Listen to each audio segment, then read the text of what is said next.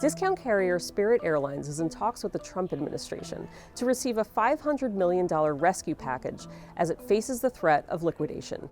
In August, Spirit filed for bankruptcy protection for the second time in less than a year. Spirit's in trouble, and I'd love somebody to buy Spirit. It's 14,000 jobs, and maybe the federal government should help that one out. The bailout could save those jobs, but it could also give the government a major equity stake in what was once the country's largest budget airline. Now taxpayers are possibly looking at being on the hook for a failing airline that quite frankly should just simply be liquidated at this point.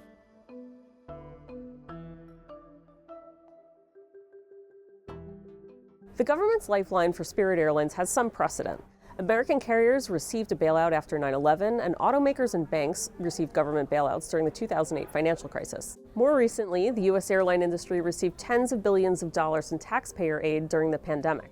But a bailout of Spirit differs in that it's one company with its own specific challenges or problems. There's no emergency, there's no congressional authorization, it's singling out one company. The current Trump administration has taken equity in at least 10 companies it views as vital for national security. Those include U.S. Steel, Intel, and mining companies like USA Rare Earth.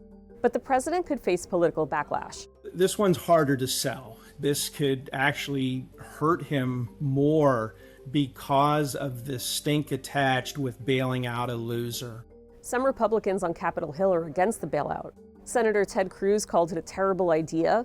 Senator Tom Cotton said it was not the best use of taxpayer dollars. If you're a competitor of Spirit, you're facing the possibility that one of your competitors is going to be majority owned by the federal government. And that means that the federal government can use its various powers, be it regulatory, tax, agency, anything really, to put its thumb on the scale to benefit Spirit.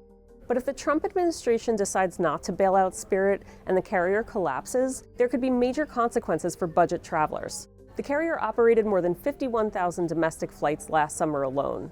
Reduced competition would raise prices across all U.S. carriers. There are a number of reasons why Spirit Airlines is struggling.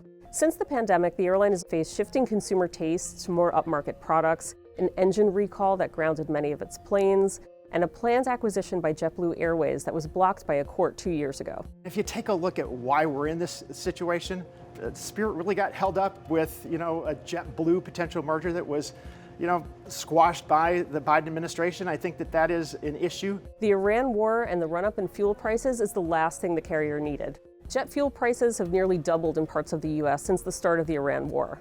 Fuel is airlines' biggest expense after labor. We feel for, carriers that are in this kind of situation because it is very tough on the people of Spirit Airlines. And Spirit isn't the only company that could find itself in dire straits because of the war. It's the marginal companies, the ones that are borderline, your Spirits and others, that can't afford that uncertainty. So does that mean more bailouts are coming? Well, it's certainly possible. There's going to be other companies that are going to watch this Spirit situation and take notes.